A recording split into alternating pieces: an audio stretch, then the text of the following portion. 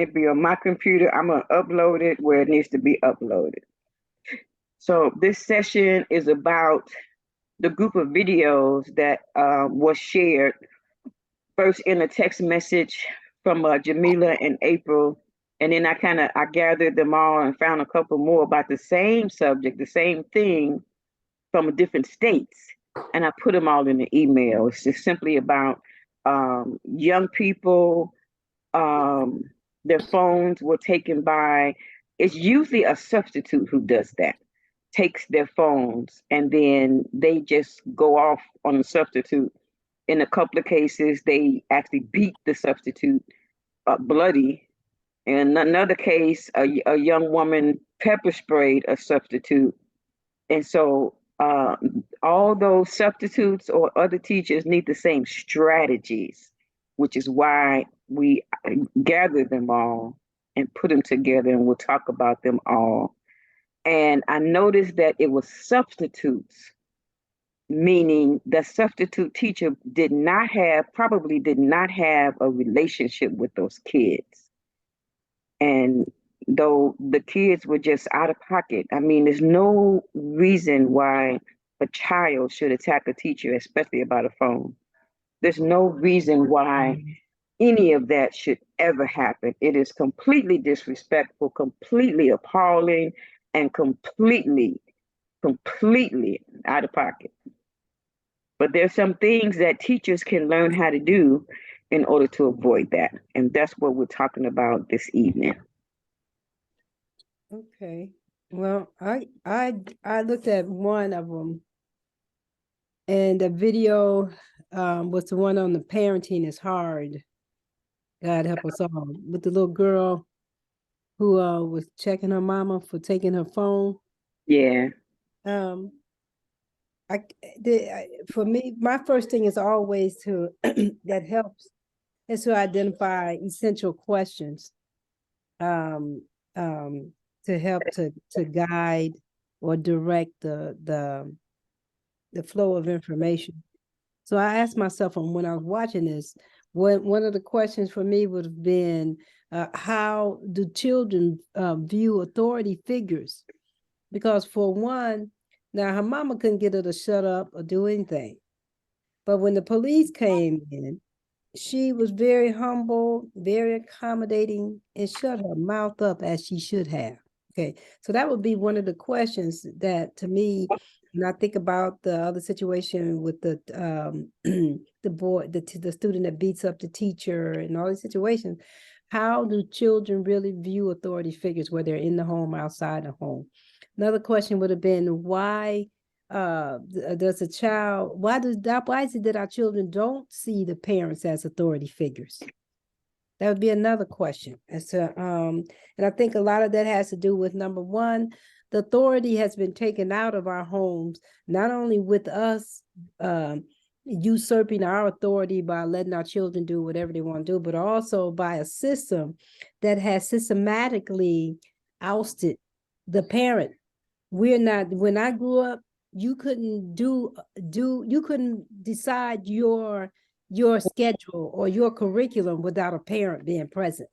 All the way through high school, even your senior year, parents was called in to sit down, let's talk about where your child is tracking. They don't do that anymore. So parents are not invited into the process. So to me, that's why I saw where, in part, the power has been systematically removed from us. Another question would have been, do your children really want structure? Do they really want discipline? Do they really want order? And I would say yes, as it was truly, again, exemplified with her interaction, or not because she didn't interact with the police officer, but she shut her mouth and she submitted and humbled herself to this police officer. Another question would be, does uniforms make the difference? What is it that makes us take a stand up and be quiet when we're instructed to do so? I think a lot has to do with the idea of that uniforms, they represent order. they represent authority. You know what I mean? And so perhaps for us in the classroom, we put our children under dress codes and uniform codes, but we don't put teachers under. They're allowed to dress however they so choose, which can be very much a problem, can be very problematic because it does not, number one, set you apart from the people, from those that you serve. Uniforms do that. They kind of set you apart, put you in another role playing position that our kids really, really need to have in order to in order to maybe find themselves or really begin to make distinctions between order or lack of order or whatever. Now, what resonates for me with watching that video, again, was the lack of respect, the lack of regard for the mother. And then when the police come, this child complete submission to the police authority, which is validated again by the status quo. Those who whether it's your doctor, doctors will tell us to do anything and we'll do it without giving much thought to it. Tell us take medication, we'll take medication without giving much thought to it, because we have been systematically trained, I believe, to a uniformed mindset. And so that when we see uniforms, we have a tendency to adhere to that. And then maybe so it may not necessarily apply across the board, because we can say that on the streets, that might not necessarily apply. Maybe it does.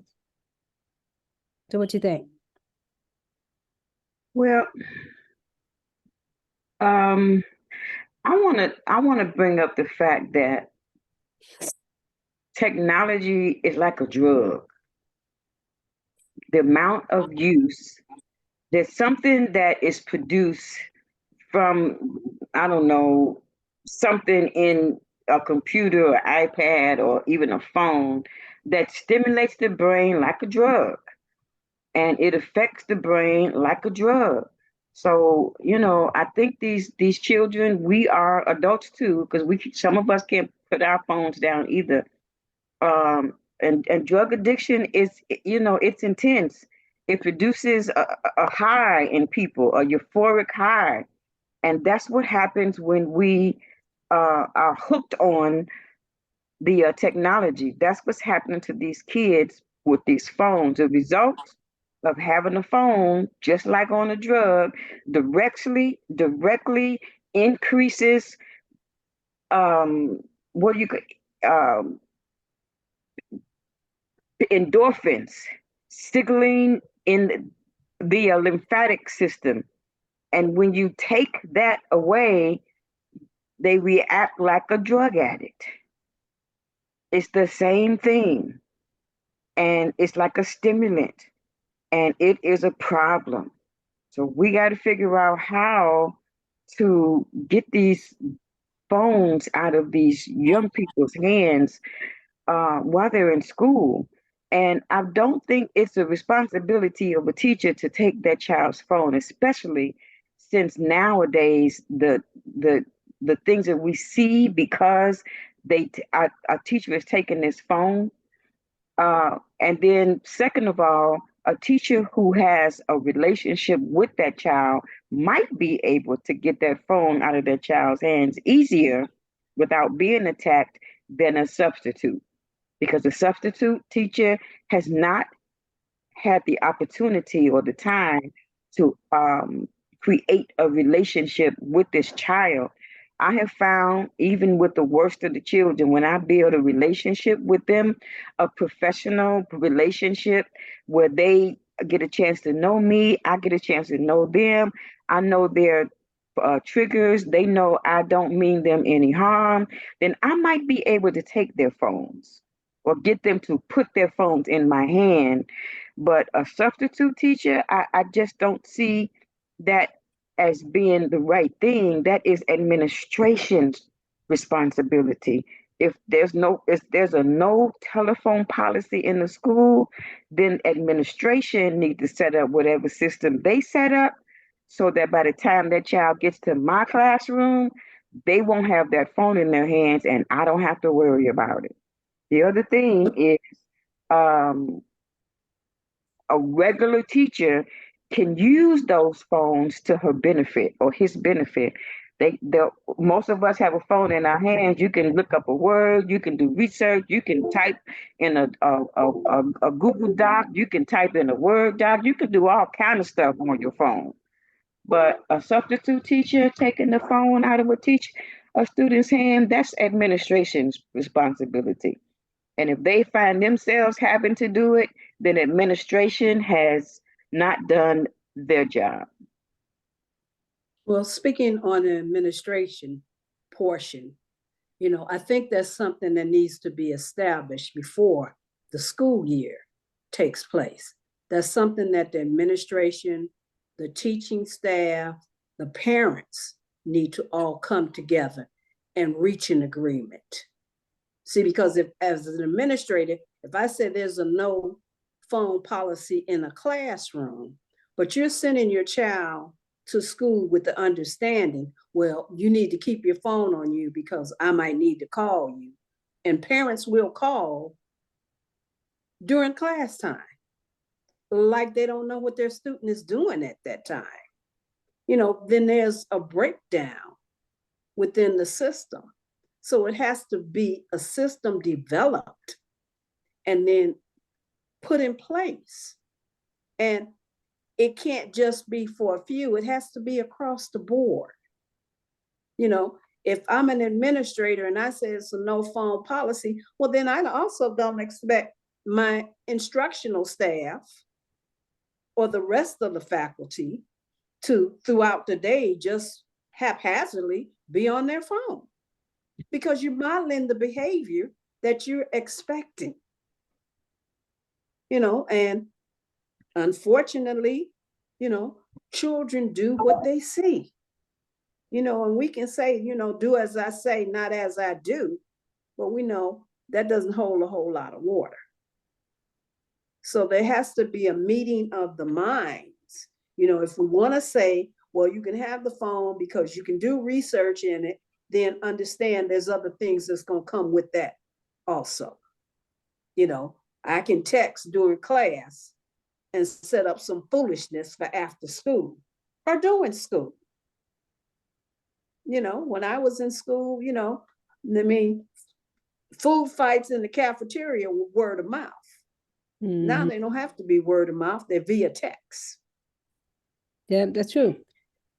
So all those things have to be taken into consideration. And then you also have to take into consideration where the students' developmental levels are at.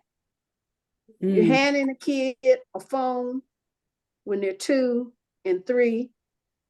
By the time that they're 8, like that young lady was, that's a part of her normal activity. Mm-hmm. So whose fault is it? It's not hers. Right. April, what do you think? That's absolutely true. What Jamila just spoke about, how the children have the phone so early in their lives. Electronics and social media, it is a part of everyday life, almost everyone's everyday life, especially in these United States of America, but all over the world. So I really am looking at the issue with the students, first of all, I think. No, let me touch on the teachers. The last time I was in the classroom, cell phones, I'm starting to age myself. Although cell phones were definitely in great use, but we hadn't figured out in the educational system how to utilize them, what exactly to do with them. But when cell phones came along, also came along behavior changes as far as the dangers in behavior. That's when we started having more shootings at school, outside of the school, not inside of the school. We were having more fights, more dangerous situations going on. So the concern was not only concentration or paying attention to your lessons in class, but if you were setting up situations at someone else's school or at your own school, that was a concern. However, as a teacher in the classroom, I, at that time, and still will not be responsible for taking a person's their property. That I don't think, I agree. I don't think that that is a teacher's responsibility to take a student's property, because again, you don't know the environment that these students are raised in, where they come from, what they've experienced, and what they have to go back into. I Hey, know stop as a that. single, You gotta stop that. as a single mother, I needed my children to have their phones. So I needed them to follow whatever the rules were with the school, because I needed them to have their phones so that we can contact one another. We were on opposite sides of the town. So it was important. I was glad at that point that cell phones were available. Again, and another thing that I'd like to touch on is the children's behavior, students and young people. Oppositional defiant disorder, for example, ODD, oppositional defiant disorder. So that talks about, well, first, they say that the causes of oppositional defiant disorder is trauma.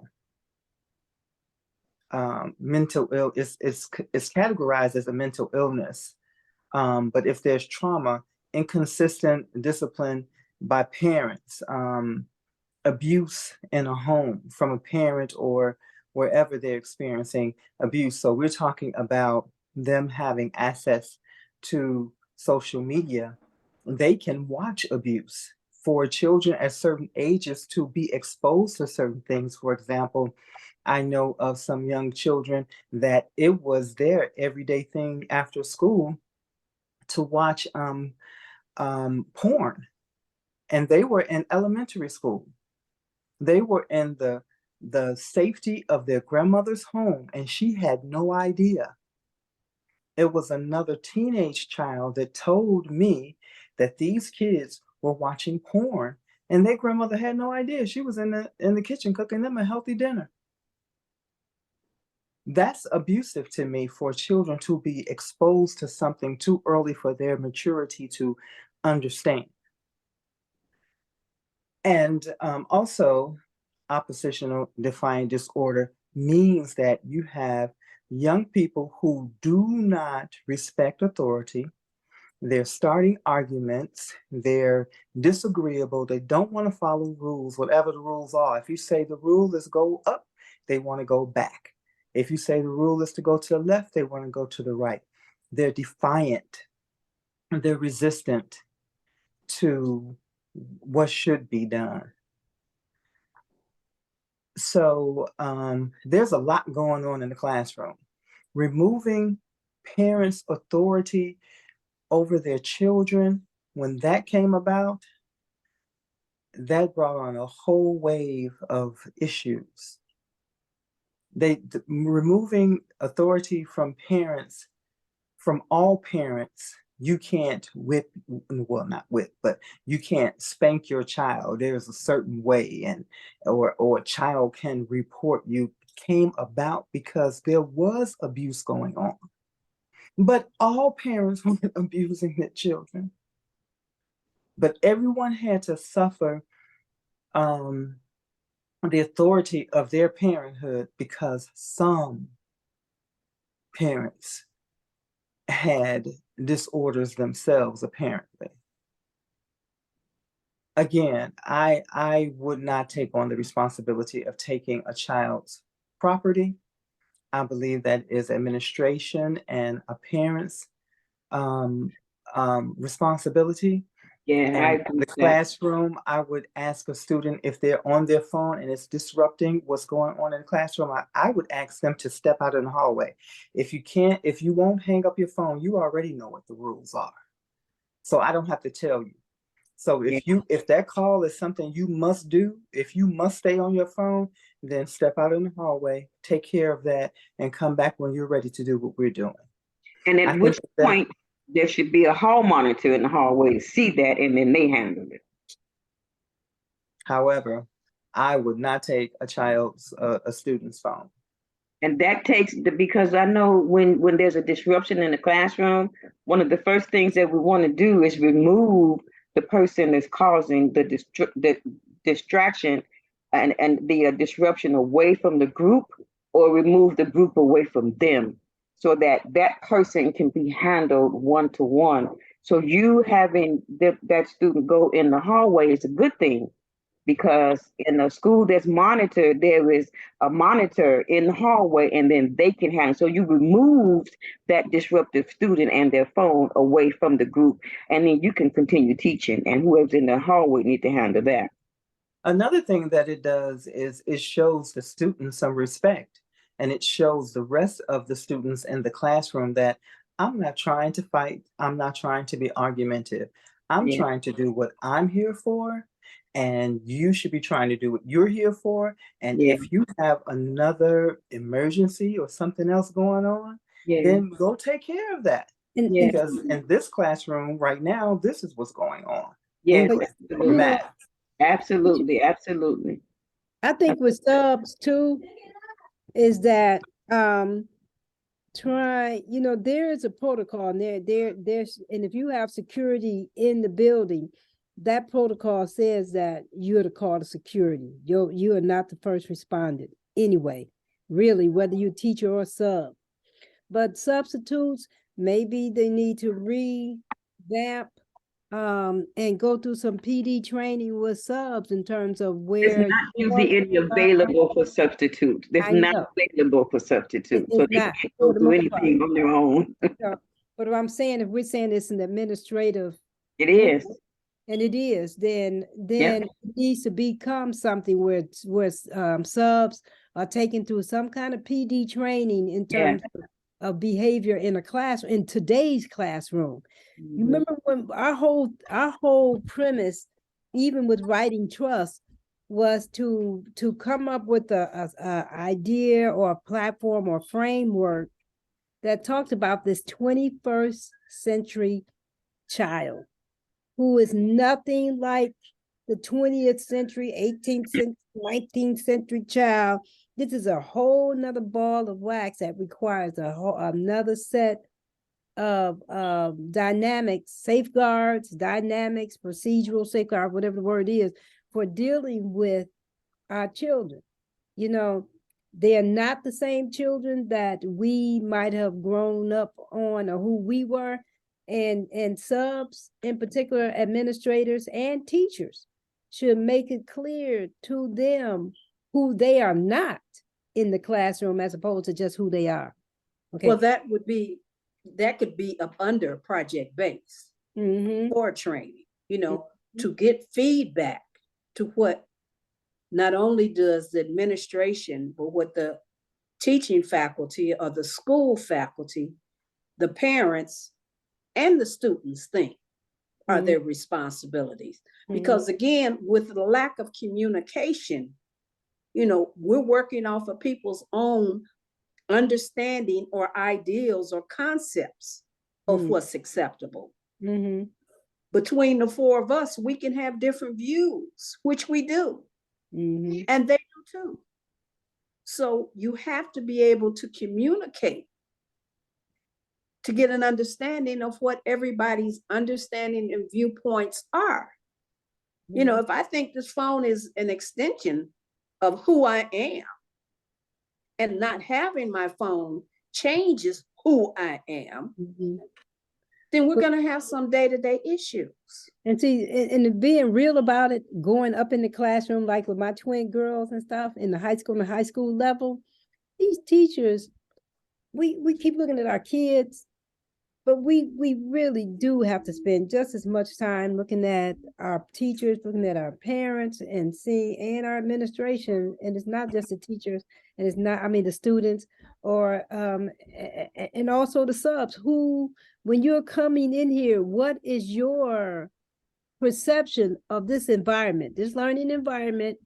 And if you're coming in already with that, with the attitude that these kids are unacceptable, non-coachable, untrainable, you already come with barriers in place. And so, and all of with that in mind, that feeds probably into how you're going to interact, react, or just act, period, with our children. And our children, the best of them are confrontational today. Back in the day, you had those who were confrontational, those who were not, those who were disrespectful, those who were not. But now today, you can hardly make a distinction between either, because everything is such a borderline disrespect case with our kids today, I think. You know what I mean? And that what would be disrespect for us, for them, is not disrespect. But it clearly, That's true. And also with the disrespect. teachers, they need to look at, or it needs to be looked at, the fact that a lot of teachers come with an authoritative personality. So their approach is I'm the power source. Right. You know, You're going to do what I say, or this is going to look how I want it to look. the mission. I had a young lady in group counseling to tell me that when they changed the hours on the South Side high schools, I think it was elementary schools, but I know it was high schools, where they had to be, their classes, I think, started at 7:30, whereas the North Side schools started at 9 o'clock. So if you have South Side schools, their high schools are starting at 7:30, that means that they need to get up at 5, 6, depending on how far they're traveling from, because everyone didn't go to the same school. I mean, to the school in their neighborhood. But my point in bringing it up is that she said many of them were eating their breakfast in the classroom, when there was a rule of no eating in the classroom, of course. And this was a school that you had to test into. So she said the teacher told her, look, you have to put that away. You cannot sit in my classroom and eat. And she told the teacher, I am going to eat my food. I'm not throwing my food away. Class starts at 7:30. I have to get up at 5 in the morning. I'm doing my work. I'm not talking, and I'm going to eat my food. Now, if you have a problem with that, you can talk to my mother, because I'm eating my food. And then she continued to eat her food every day in class and did her work.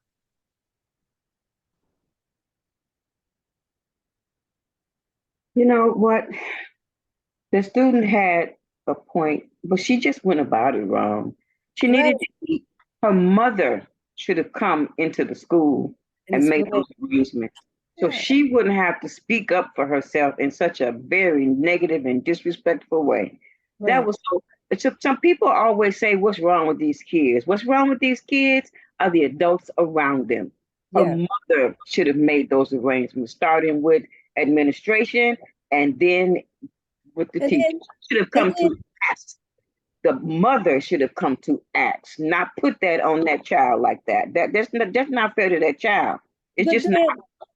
But make sure, as the teacher, as the educator, facilitator, administrator, make sure that your expectations are clear, not cloudy or anything like that, but very clear.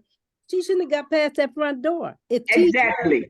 Teacher number one, you're standing at the front door as you should. Exactly. That was not that teacher's responsibility. You shouldn't have to come in the room with that in the first place. Yeah.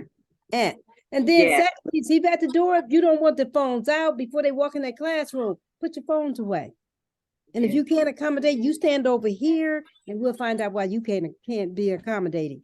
But you know, teachers, where are you in the process here? Are you? Yeah, you're tired, all of that, burnt out, all that good stuff. But those are excuses. But those are excuses. That's called occupational hazard. Go home and get another job. Yeah, it comes with the territory. It So, come with the territory. and so, there's a breakdown all the way across the board. The breakdown is that these days, since everybody has a phone, even a 5-year-old, there needs to be policy set. What is the policy? The policy should come from the top, wherever the top is, whether it's district, whether it's a principal, it should come from the top. And then once the policy is set, the policy makers need to have things in place so that the policy is being adhered to. That is not that teacher's responsibility. That teacher is there to teach, not to be arguing with folks about the freaking cell phone. That's more food in the classroom. Like Aquila said, they shouldn't have gotten past the front door. And who is the sub? Understand even who your position is. Technically, you're not my mama. My mama didn't come today. So you're here in her place, but as that teacher who leaves her children or leaves her parent, you leave very set rules, explainable, clearly defined rules that should be adhered to and followed. That sub should know what her limitations are, that those students should know that there's a sub in here today, and your behavior should be consistent, whether I'm there or not. But barring that is not, what relationship I have with those kids should bleed over into what goes on in that classroom with that sub. Yeah, but all of those issues were not with subs. Most of the ones that I saw were with the teachers. They were with the teachers. The young lady that has a case pending right now, she was the teacher. She had been a teacher at that school for several years. I think she was She had an argument with that young lady, and then the young lady the student told her what she was going to do if she kept her phone or took her phone, and she took the phone anyway, and she walked behind her desk. And she said, so this was my space. When the girl stepped into my space and she swung on me, I let her know. I mean, I don't mean to laugh because I'm not mad at her, because the girl stepped in her space with her mouth and her whole body. And if you're talking about the same video, that girl's space. Okay, so I'm talking about another one, because the one that I watched, the girl stepped into the teacher's space, and then she did after the teacher took her phone. Right. But then the girl she shoved. Yes, she did. But the teacher and I'm not took saying her phone. She did. How can she take her phone without being in her space? She took her phone. She did. That's asking, especially these days. That's asking for somebody to come at you. Oh yeah. I wouldn't have argued with her, and I certainly would not have taken her phone. Never. Although I've been in predicaments where I felt like I might have to do something today. Something might happen today, but I wasn't going to let that happen in the classroom. But one day after work, I did, before I went out to the parking lot to go and get in my car, I put my gym shoes on. And then that day forward, I wore gym shoes to work. I put my gym shoes on once I got to work. Sometimes before I got out of my car or at my desk, I will put my gym shoes on, because there were some students there that were very, very volatile.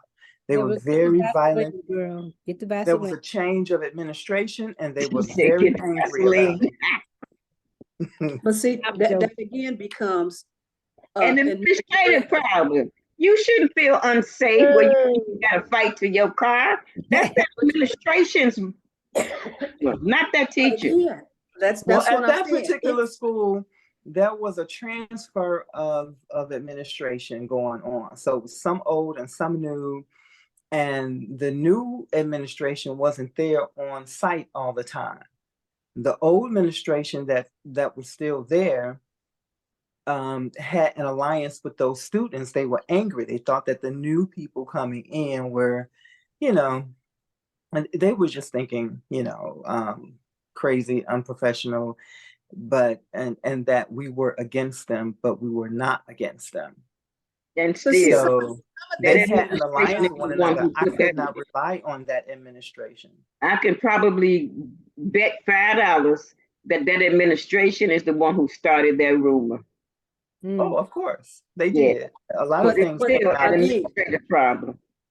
some of Unprofessional administration. this needs to be cleared up Yeah, before school starts.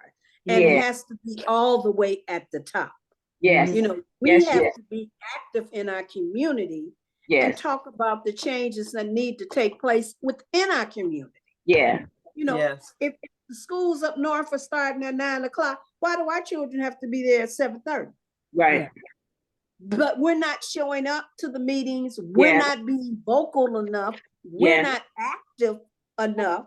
yeah. And so therefore, we're leaving our kids to Mm-hmm. stand and Yeah. fight for Fight for issues themselves. that we need but to there fight were for. meetings They about shouldn't that. They have did no not care. part They of. still did not care. But I again, guess we would have had to again, march in the streets. if you're not I would take that. I'm actively, all up for a good march.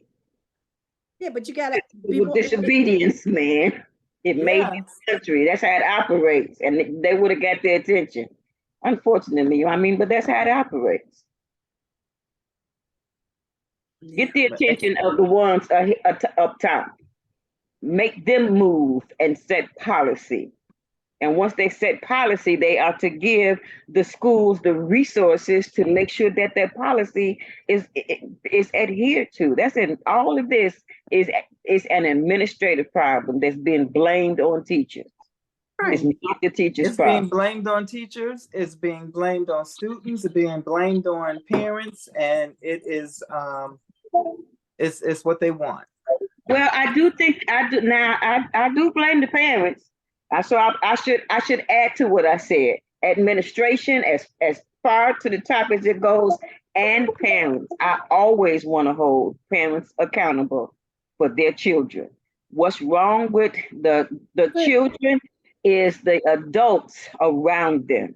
but everybody, when we talked, remember we talked about parenting styles, teacher leadership styles, whether administration Yes, falls apart or on top of the game or what, we all know for a certainty that it's that teacher who, in spite of, comes to the table and makes things happen, make wheels turn, even when the administration hadn't done that.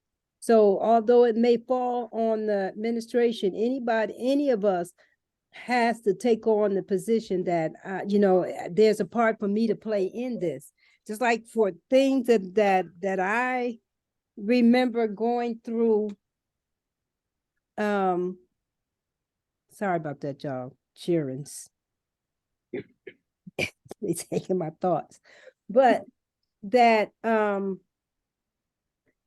if I came into a room, let's say even as a sub, when I went through my substituting period, though I come to a room and kids would tell me, well, teacher let us play cards, or the teacher let us, do this and that. I said, oh no, we don't do that on my watch. Cards in We the don't do that on classroom. my watch. Wow. And so oh, yeah. as a sub, I always made it my business is that if this about education, let us be about education. We're not gonna Right. play cards because your teacher let you play cards. I'm not gonna Oh, do that. that's But see, again, it's communication.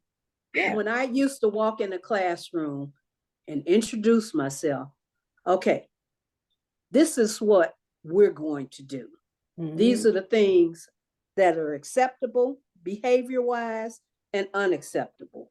Let me hear your feedback, and then let me tell you what we're going to settle on. Yeah. Because again, if you don't come in there and act like you are able to have some level of Then control, I got this, they're right. gonna run amok. They're gonna run them up. Because with anybody, no matter what age, if you let me get away with it, I'm guess running what? with it. Right. I'm gonna get away with it. yeah. So you have to establish a working relationship, whether you're there just for your 7 hours Yeah. or a week or Yeah. whatever. They need to know who you are, because Right. as young children, they're going to challenge you. They're gonna Right. challenge you. They don't have a problem with threatening you. Right. You know, And it ain't no okay. love lost. They ain't feeling you like that. So they ain't loving you But like again, you have to establish your territory, your that. rapport, That's right. what you're going to accept and what you're not going to accept. Your leadership style. You know, I one time had to tell a student, I said, baby, this is a Formica table. I can slide across it. Real Trust easy. me. You don't want none of this because Okay. you don't know my background. Right. You don't know my I said, now, what you're getting now is not what I used to be. Mm. You don't want to see what I used to be. So this is what we're here for. This is the class. Let me do my job. Now, Usually, if you want something else, you can go someplace else. I don't have a problem with that. You know, I can contact the principal, your parent, or whatever. Because if you feel you need to be someplace else, you need to be there. Let's work that out. yeah. You know, because again, it's community. I remember, I tell this story and I tell it often. I had a young lady that every word, not every other word, was a profanity. You know, she just cursed all the time. You know, and it didn't make a difference what I said about it, you know. And I said, you know, baby, you know, you can't talk like that here. You know, I don't use that language in my classroom. Right, right. And I reiterated in the classroom, in the hallway, that's not acceptable. And she told me, she said, well, everybody in my family talk like that. And I said, no, baby, that can't be real. And she said, well, call my grandmama. You'll see. I called her grandmother. Her grandmother cursed me out. I mean, it wasn't hello. It was MF, why you calling me? We're talking 8 o'clock in the morning. Okay. And she told me, she said, when I send that B to you, she yours to 3:30. Don't call my house till after 3:30 if there's a problem. Yeah. So we have to look at where our children are coming from, what they're going through on a day-to-day basis. But I We think have them for a short period of time. We can't always change and correct their situation. Exactly. I'm going to repeat what's wrong with the children is the parents around them. the adults, you know, whether teacher, adults around them, right? But you know, I want to always reiterate a strategy that I got from an old instructor who was on her way out, and I was young. It's the 10-2 strategy. It's about, she taught me that when I walk in the classroom, whether I'm walking in for the first time as a sub or the first time or a class that's going to be my class, to look for the person who is most likely to be the most disruptive in that classroom. And you can usually, not always, because nothing is an exact science, but you can usually see, target, identify that person by their body language, their facial expressions when you walk in, the body language when you begin to talk. So, what she taught me to do was to target that student. You only look for one at a time. There's going to be more in the classrooms like we have right now, but look for that one that's the leader. When that person go off, all the other students are going to follow that person. And so what she taught me to do is make the time, find the time, ensure that you target that one student with compliments. And if you and I tried it many times, both in the alternative high school and in community colleges. And I also tried it with adult learners when I'm training teachers at work. It works with them too because they can be disruptive also. So I target that one student that I've identified by observing the class when I first walk in, and I compliment that person, and I make sure that I can compliment that person all day. If I can do 2 minutes of compliments to that person all day, the first day, at least 10 times in that day, then I usually have that student eating out of my hands. Or if I can spend 10 minutes building that student up twice in a day, whether it be at recess or at lunch before everybody else come in, but 2 times, 10 minutes twice in that day, then it has the same effect. So that's how I walk into every classroom now. I'm And looking at that one student that I think will give me a hard time. And what that does is I'm building a relationship with that student. And mhm. that student begins to like me as a teacher. And so the students that would have followed them will usually follow them to do well and to do positive things. And then the next day, I identify the second top one because there's always usually more than one. I identify that second one on that second day. And I do the exact same thing. By the end of the week, I got the top five. And then the next week, I'm having a better week. Mhm. So that's what I do. I was taught that by an older teacher that was on her way into retirement, and I've been using it for years, and it really works. Yeah, And another thing is greeting. If you're standing outside your classroom door, mhm. you can read the energy that's coming in. Yep, Greeting your students yep, mean a whole lot, yeah, it really because does. you might be the first person that's giving them a kind word that morning, And smiling at you them, know. gotta smile So at them. And then you can catch, because if you're there, you can catch that kid that's going to be When they can, that's coming in with a problem, yep, and you can take that kid to the side, yep, find another way to handle yep, that particular kid so that mhm, he doesn't infiltrate the classroom with that kind right. of spirit. And in order to get that 10 minutes in twice in that day, then when the other students are doing work, then I go to that student's desk whose body language showed me at the beginning of the day when I first walked in that they were going to give me a hard time. And I started a conversation with them. Yeah, yeah. So I build a productive relationship with that student that's going to initiate havoc in my classroom. And instead of initiating havoc, it initiates peace. Yeah, but for you want to speak, April? Am I? You got something to say? No, you're fine. You're fine. Yeah, I had situations like that too, where I had I had girls, because our girls, they react different than your boys do.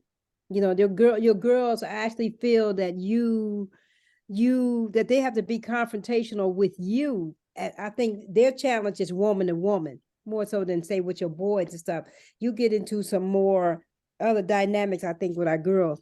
So I had this one little girl, and she decided from day one when she came in the room that she didn't like me. Okay, it's okay if you don't like me, and you ain't here to like me. I ain't here to like you. But we're here to learn. Me teach you. You learn from me. You may teach me some things that I can learn from, but nevertheless. But I found when I first off, I just asked her point blank. I didn't give her any room to wiggle out. And I said, what's your problems with me? You got some issues with me. We should talk about this. And she didn't know how to take that, but she wasn't going to stand down because that was a challenge for her. Well, I'll tell you why I'm like you. And I said, well, let's talk about it. When I got through with her, it wasn't me that she had issues with. It was a mama thing, and I represented mama to her. And Yeah, so she was confrontational off the jump street yeah, because of, and if she had a confrontation with her mama before she got there, all hell was going to break loose when she got there. yeah. But when we established that, this girl became my greatest fan. And they tell, I don't care what y'all do, you ain't gonna mess with Miss Graves. Now Oh, you yeah. because you ain't, didn't she tell you to be quiet? She became one of my biggest support teams. And when we can come straight to our children, be really forthright, forthgiving, and honest Absolutely. to them, they gonna come clean with you, and then they want to please you more Yes. than you want them pleasing you. And so again, my handle is what? Building relationships, y'all. That's right. Communication, y'all. Communication. That's the key. y'all. That's the key. That's the key. Um, Building students up. And I That think most the at teachers, risk one. we And can't. adults, parents, and teachers need to know that it's okay to show your children and your students respect. And it's okay. Yeah, As a matter of fact, it's it necessary today is. to Yeah, Today. show them respect Yeah. first, because they Yeah. need to see that respect modeled, that's and they right. need to know they're wrapped up in this shell of so many Mhm. layers of things. They have there used to be, what, 7 channels, and then it grew to 10, and then it grew to Yeah, 15. Now it's innumerable. numerous. Everybody in the world has a channel. Yeah, So they're in this shell of, it's about me. I'm going to protect me. I don't trust anything and anybody. So yeah, to model respect and to model care and concern, and then they know what it looks like, and then they also know that it's okay to trust you, even if it's not 100%, but to begin that process. And, yeah, And accept the fact that we all come to the table with a certain level of PTSD. yeah. We're all suffering Oh yeah. from trauma, yeah, Oh you know, yeah. and Yeah. we bring our bias Yeah. to the table, to the I was classroom, gonna say that. to We do. any interaction We that do. we come to.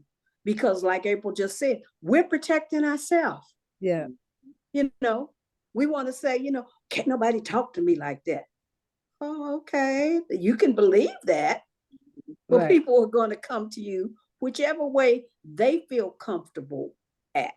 Yeah. yeah, And you have to be able to step back and evaluate, is this really a fight I want to fight?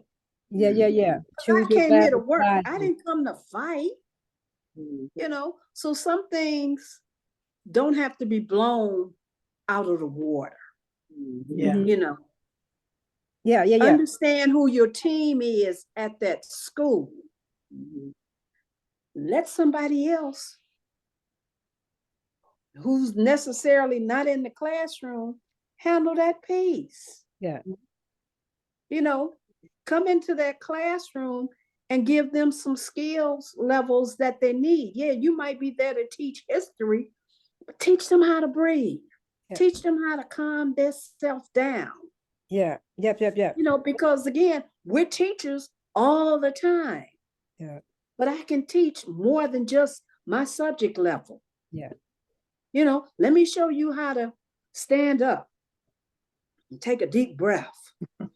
Yeah. I can teach you how to tap. No, you don't believe it's gonna work, but it will. Just let me show you. Yeah. But I think with that in mind too, with everything has gone south with the idea of role playing and uh masculine, feminine, girl, boy, all the roles and places that we show, everything has been so ambiguous now. I mean, everything is just crossing over and doing all kinds of things now, that I think for us as educators, remember the thing about the self-fulfilling prophecy. If you feel certain things about a kid, you as an educator manifest that.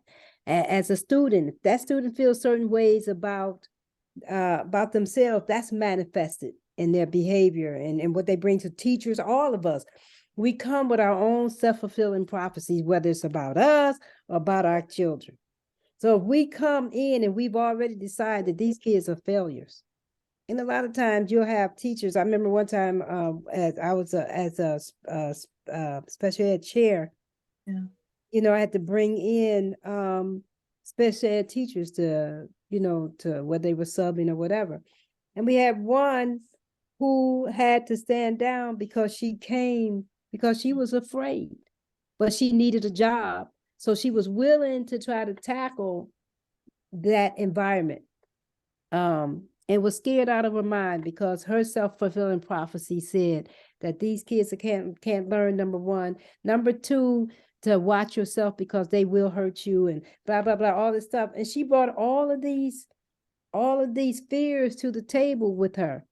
But thank you for that. After being able to talk to her, she had to admit that this is not the environment for me because of how I feel. And I think as educators, if we can really be honest with ourselves, as you say, April, you know, if we really could diagnose what our own feelings about the environments that we work in, about the children that we have to interact with, and be forthcoming about that, you know, and take that to bed with us, take it home, work it through, we would probably get through a lot of murky waters with our kids and find that those kind of perceptions that we bring to the table does a lot to cause a lot of havoc, you know, that's already has energy set up in the classroom before the kid even walk in there, you know. So when you have a kid that's out of order, there should be some what do you call it? You give them first try, second try, you know, restorative justice practices put in place. So rather than to be punitive right off the top, let's talk about it. Let me look at myself and see, am I in the right place first off, before I try to check you? Let me make sure that my stuff is in order, that I am balanced, or I'm not emotional or upset today, so that when I do respond to you, I'm responding in a way that's going to produce positive outcomes. How many of us as educators look at it that way? How many of us actually approach? Probably not many. And probably those who don't, those are the ones that ends up on the floor with the students fighting or whatever. I'd like to close by saying this, what I said in the first place. There's research that confirms that children's use of electronics can range from a continuum from healthy to compulsive to addictive. Mm-hmm. I believe the problem of tech addiction is real.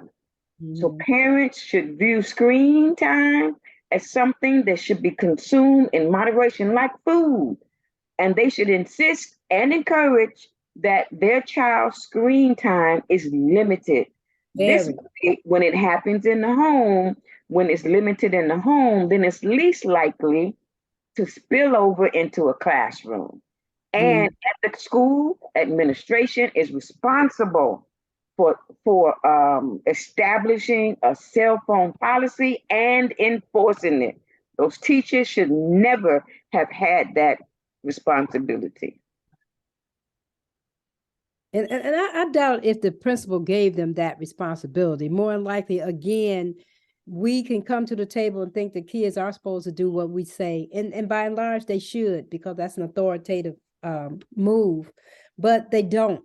And so if you come in that classroom, think that they're going to have to listen to you and do whatever you say, which they don't, if it's not done in a way that's but in closing, it's achievable. administration's responsibility to set that policy and enforce it, not that teachers.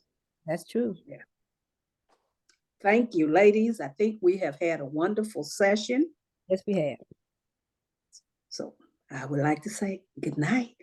And again, we're for those who are listening to us, we'd like some feedback.